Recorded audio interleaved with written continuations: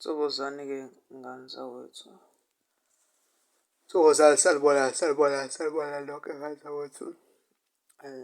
Ngiyanibingelela ngiyomkhulu wasemakhosini bathi u-Dr. Mkhulumakhosi. Nalokuthanda ngathi nje Makhosi, kodwa I prefer ungibize ngomkhulu, uNtuli, noma uthi nje Makhosi umthetho kuba kuwena. So long, ikakhulukazi kulaba abasuke beze ukuzosizakala, kuhle nje uthi mkhulu. Noma ungathi nje mkhulu ubhekane, noma uthi mkhulu Makhosi, kuyobe kuyakulungela kakhulu lokho. Into ebalulekile-ke ila Nkosi.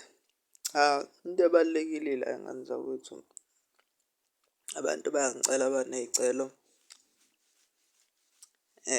Someone asked me to explain and it's been a while. Ngangithi ngiyifakile le video but kuyacaca ngiyifaka. Ngifuna ukukhuluma la ngento eyona bathi it's a third eye. A third eye ngani zakwethu kuyisilungu lokho. Kuyisilungu ukuthi it's a third eye. Bayebethi uma beyibeka-ke isilungu, yeah, it's a third eye, but nangokwesiZulu yilapho umuntu siyaye sithi ukhanya inhlansi ebunzini. I-third eye-ke i-located la, ibunzi leli. Nayo into ekuthiwa ibunzi kumuntu. Libala. Those who have already walked the spiritual path, balinda, bathandaza, baze bakwazi ukuthi to whatever ngubo ababeyimbethe noma amandla ababewambethe bewambathisiwe,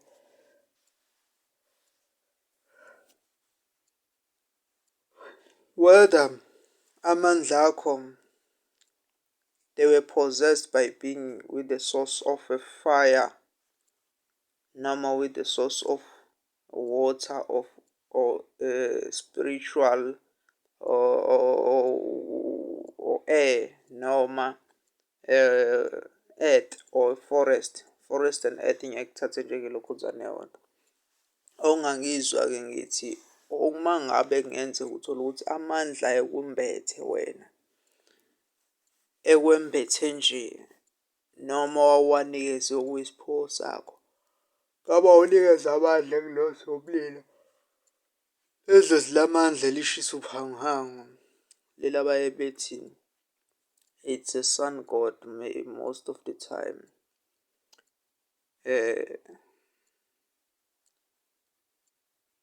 Okwazi ukusebenza imini nobusuku engaphumuli. One of the creations uNkulunkulu asuke ey'khombisa ukuthi unjani. uNkulunkulu yikho konke but akuzila kalala. Ilanga-ke nalo uma ulibhekile, kodwa-ke angikho lapho, size la ku-third eye noma with-third eye. Third eye, it's a spiritual eye. Kahle kahle nje ilona elidumile, but amehlo maningi, noma ngathi i-third eye it's located into one of the pinpoints of a chakra ethize. Once umuntu wenza anything ukuthi avale le third eye or something, kunganzima kakhulu kuwena empilweni. kunganzima kakhulu kwi-life yakho. Ziningi izinto cause ilona so leli-ke yithi elikwi-stage la livula izambulo empilweni yakho, likwambulela izimfihlakalo ngoba ilona iso elifihlakele kodwa elikuwena njengoba wena ungumoya. Angithi umuntu ungumoya. So-ke ukukhanya kwenhlansi ebunzini noma i-third eye, ukuvuleka kwalo ila uqala khona wena enyameni uba awakened ngezimfihlo eziningi. The more ukhula-ke in a spiritual path, kuyaye kubize ukuthi wena ube kanje. Kube khona izinto ongazidli first of all. Kube khona izinto ozizilayo. Ila ukwazi khona ukuthi ngesikhathi esithize sonyaka kukhona into okufanele uyenze noma kukhona into efanele iyenziwe.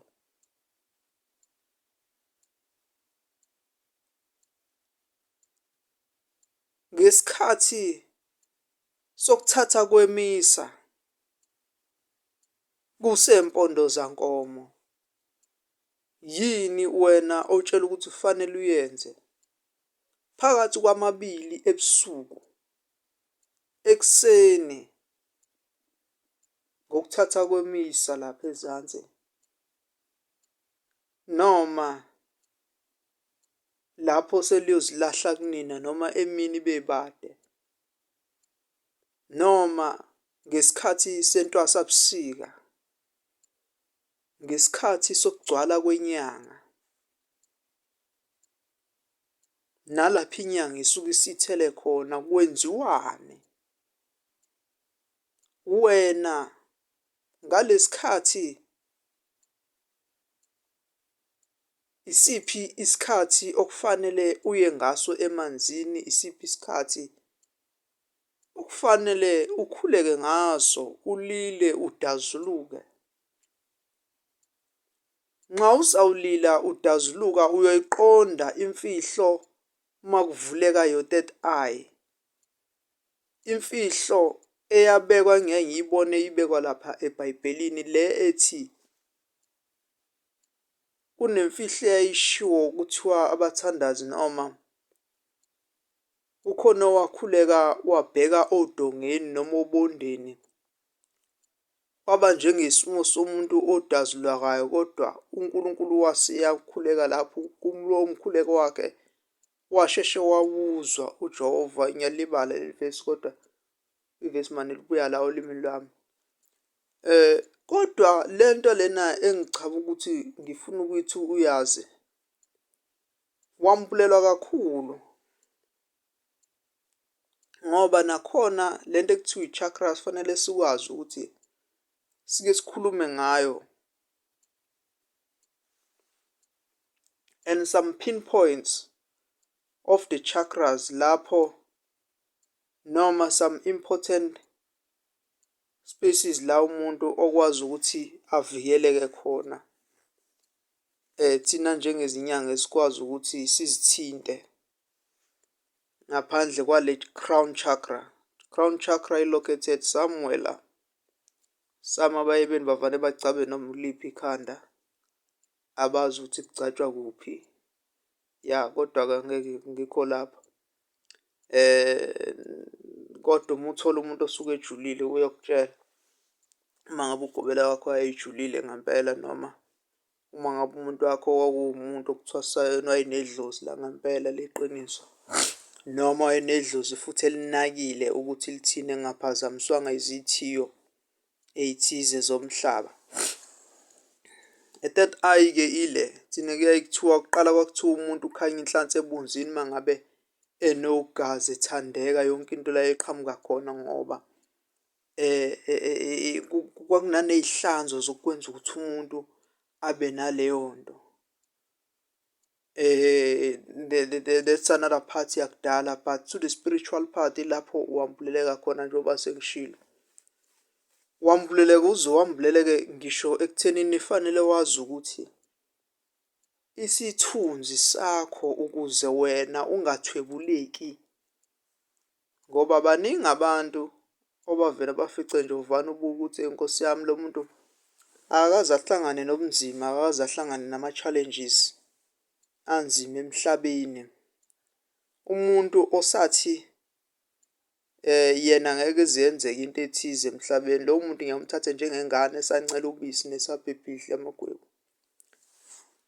Ngoba la funa ukukhulume lokho sesikubona thina bantu bakamoya, noma usukwazi ukuthi ufane nami. Mina engithi uma ngile ekudeni kuhambe noma kuthiwa ngikuphi emazweni, kodwa ngiyakwazi ukuzwa into eyenzeka la ekhaya, neyenzeka esigodlweni sami, neyenzeka kuphi kuphi. Bazamile abazamayo abakhunkulu ngendlela yabo, kodwa akwenzekalanga. Ukuvuleka kwale nto ngoba maningi amehlo. Kufanele abanye ngelinye lamalanga kuthinta isihloko, ngiyabona abantu balele kodwa futhi vele angigeni lutho. Ukuntshela kwami nokungantsheli lutho angigeni lutho. Akekho noyedwa oyathi nje Nkosi yami mkhulu sengikuhluphe kakhulu, ngicela ukuthi nje-ke ngikhanyise ngemali engaka, noma nje wona lowo 500 rand eke kuthiwa uhlolwa ngawo. Kube kanye nje Nkosi yami kulo nyaka. Ngayo ukuthi soze mhlasimpe uzwe ukhipha amamiliyoni, cha. Qedane uyahlala uyamhlupha umkhulu unyaka wonke. Umuntu kuphela u-2 years, 3 years, 10 years, asinendaba yena lokho. Engingakufuni nje, angifuni ukuthi umuntu adinwe ukuthi angisamnakile noma angimphendulanga. Nami nginempilo, anginaso isikhathi sokuhlezi ngibhekane nawe wedwa. Sengathi manje ena uma wey'ngane zami noma umakoti wami, uyilo sisi ozoba umakoti nozongigana nje la ekhaya, noma osaziwayo noma wey'ngane. Yabona nje yonke leyo nto angiyifuni leyo nto.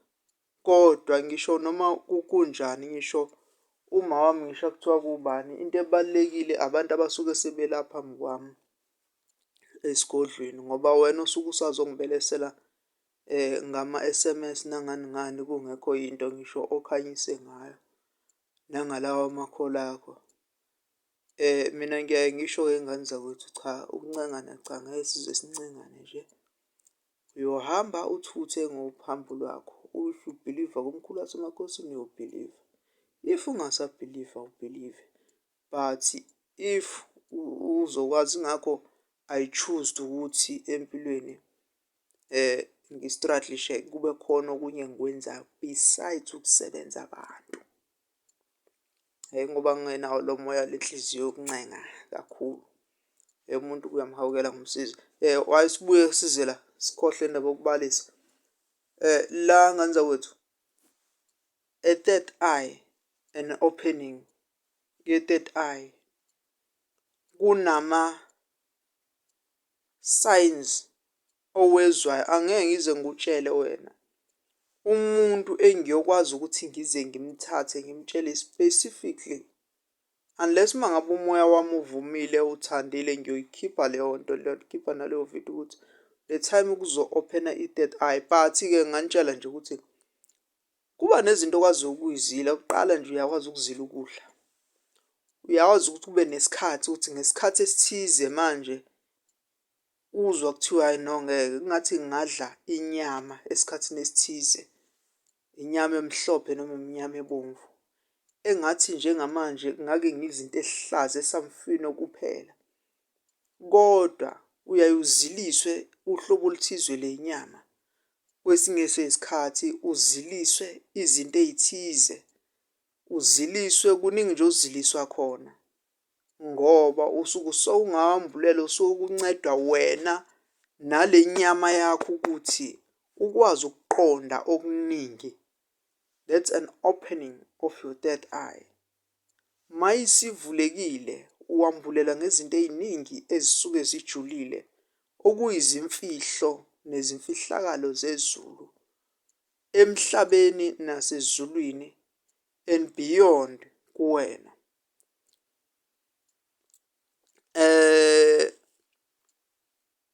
Ukwazi nje ukuthi where are the pinpoint kumuntu akhona, ngoba la where there is a third eye, it's where la ku-located khona between i-chakra le abathi i-blue and the purple one, no white. White-ke chakra ila phezu kwalezi nwele ezimnyama, ile egcina ikwazi ukushintsha la ngalesikhathi, ngoba the black color that's where i-connecta ku-white. That's the only color ekwazi ukuthi uma imbatha u-white bese imbatha bonke. But-ke I don't wanna go there cause too many things abantu zoba complicate kakhulu. Ngathi ngakukhulume nabantu abasuke sebevele bekhulile spiritually, be-matured enough spiritually, sebekwazi ukwenza izinto nabakwazi ukukhula bekhuliseke. Asebengathi uma uhlala nabo ubona ukuthi no, siyawucobelelana, akukho esicobelelana khona. Nomuntu osekwazi ukuzwa ngomuzwa kamoya ungakayikhulumi into, kodwa useyizwile ukuthi no, unoyibanibani usho kanje kanje kanje, nalokukhuluma kwakhe kuhamba kufikephi. Njengomkhulu wasemakhosini-ke, undaba enhle exoxa ngofakazi ngani zakwethu. NgokwesiZulu, i-third eye ila ebunzini. Thina sithi kuyaye kuthiwe ngesiZulu khanya inhlansi ebunzini, and ukuvuleka kwayo ila uqala khona kuqama kubonakala izinto. Ngiyaye ngithi that's the power eyaye iphathwe noma eyaye yambule isimo sezambulo, noma eyaye ivule lento ekuthiwa umphathi wezimfihlakalo wezambulo, uyena ohlala la kule phathi beyond. Yeah, angeke ngize nguchaze okuningi, kodwa ukube kuya ngami ngelinye lamalanga soke sinabe engathi ngake senze i-conversation nomuntu osekhulile, futhi nami angifice ngikuyona imudi nala madoda nezalukazi engihamba nazo, lamakhehla nezalukazi engihamba nazo, evuma ukuthi lento ixoxeke noma ikhulumeke, ngoba angikwazi ukukhuluma into bengavumile khona, ngiyalawulwa. Thokozani-ke y'ngane zakwethu, njengomkhulu wasemakhosini, indaba engihloxa ngofakazi, ulegebegebe imibuzo ngayithola kunina ngaphansi, besho abantu ukuthi yini into abafisa ukuthi ngikhulume ngayo, kodwa into engiyibona ngathi le ngeke ize ikwazi ukuchazeka ngani yakwethu, angeke ngize ngikwazi ukuyichaza. Abantu bayophikisana, kuningi ukuphikisana ezweni, kuningi ukuqonda nokungazi, kodwa into engiyaye ngiyisho ukuthi ungakhulumi ngento ongayazi. Abaningi bazokwazi mina la ngaphansi ngiyaye ngisho into ukuthi angiyazi, futhi kwesinye isikhathi hhayi ngoba ngisuke ngingayazi, ngisuke nje ngibhizi ngibuka ukuthi le nto esimeni engikusona isazongenza ukuthi ngilekhe, ngoba la ngibekwe khona ngisuke ngibekwe kwenye i-dimension ekufanele ngisize khona omunye umuntu, noma okufanele ngifokhase kuyona kakhulu. So uma ngiqala ngithi ngifokhasa kulo mbuzo osuke uwubuzile, uzothatha bese kungithatha kungibeka le kude kakhulu, noma bese kuyangidida umqondo, bese ngiphithanelwa-ke izinto eziningi. Thokozani-ke y'ngane zakwethu, mkhulu wasemakhosini lo, niyeke Nkosi yami ukujajana nokujaja abantu, uma uzokwelashwa emzini womuntu awuzile ukuzobheka iy'nhlupheko zakhona, awuzile ukuzobheka ama-faulties akhona. Ngoba naye umelaphi akazile ukuzobheka ukuthi uphuwa noma uyisigwili yini na. Indaba iqale ngani, nikhule emqondweni. Angisho ukuthi anikhulile but kuleyo part leyo fana ukuthi anikhulile. Don't expect us as abelaphi ukuthi yonke into ibe njengakuqala. Ekubeni isikhathi sishintshile seku-evolve-ile. Some things will change but kukhona ezinye izinto ezingeke zaye zashintsha. Khona ezinye izinto ezingeke zashintsha. Anifune ukuthi nanokuthi umuntu ke nisebenzise lento abathi ingqondo ne-common sense. Question izinto nifane nama-scientist akwazi uku-question izinto ey'thize. Kube sengazithi omunye uma ngabe umuntu ethanda ukuba yiphuphu kwane engakhulile engqondweni, ubona ngokuthi asheshe acasuke uma ngabe ebuza umbuzo osuke u-straight oya kuyena. Kanti umuntu osuke ehlakaniphile uyayajula ukuthi lo muntu ubuza kanjani lo mbuzo, ubuziswa yini. Maqedane bese ejula ngathi ejulela lento impendulo iyaqhamuka. Iyena muntu-ke lowo one-third eye evulekile. Thokozani umkhulu wasemakhosini leyo ndaba enhle ixoxwa ngofakazi. Kusese yiyo leyo number. Don't forget to subscribe, to like the video, like ivideo lapho. Like ivideo lapho, subscribe. Boom! Kiwe phambili. Umkhulu wasemakhosini lo, indaba exoxwa ngofakazi. Okunye nokunye inamba kusase yiyo 072 887 1995. Satholakala ku-TikTok Mkhulumakhosi, la ku-YouTube DR Mkhulumakhosi noma Dr. Mkhulumakhosi. Ku-Facebook Mkhulumakhosi Bekani Ntuli. Uzobona nje isithombe sami ngifake ingwe. Okunye nokunye iyabonana. Ko-TikTok siyathathana ukuhlola esigodlweni 205 rand. Amakhandlela amabili amhlophe elilodwa eliyelo isigubhu samanzi. Clear njengebhodlela le-Coca-Cola ukuthi sibekela. Ufuna into ezoba clear njengale. Uma ngithi ibhodlela ususe lokhu kuthiwa ilebuli. Uma usufike la noma ungakofiki. Bathi alibe clear kanje. Coca-Cola ne-Sprite ligcwala amanzi. Ufike nawo usuke nawo kini. Niye ukuvilapha ukusinda amanzi ngoba anihluphekile. Niye ukungafuni ukuthi umuntu uzobonwa abantu. Uma uhluphekile usuke ungasanendaba nokubonwa abantu noma nokwenza njani. That's where you will find your third eye ivuleka. That's where uzokwazi ukuthi uma ngabe wehlikelwa umoya noma wehlikelwa isimo awunendaba nokwenzeka ezweni. Kuphela uthi simakade sezulu thatha indawo yakho. Ninimandla wonke bese kuyenzeka kube njalo. Umkhulu wasemakhosini lo ndaba elixoxwa ngofakazi. Inyanga ethandazayo noma umngoma othandazayo. Abanye bazobuza inyanga mngoma njani warawara. Ukuchaza kwami nokwakho ngeke uze ukwazi. Ngeke uze ukuqonda. Kodwa owambulelekile truly. Nothi uma ngabe sambulelekile ngoba kukhona udaba esafanele sikuxoxe ukuthi laba bantu bakamoya abanye uthola ukuthi umuntu wambulelekile good kuleyo nto but agcine good kuleli khona lodwa. Angabe safuna ukuthi nje Nkosi yami azi ukuthi njobe umango nje khona into ekuthiwa ufish mangwe. Njobe ubhanana nje khona ubhanana okuthiwa ukova.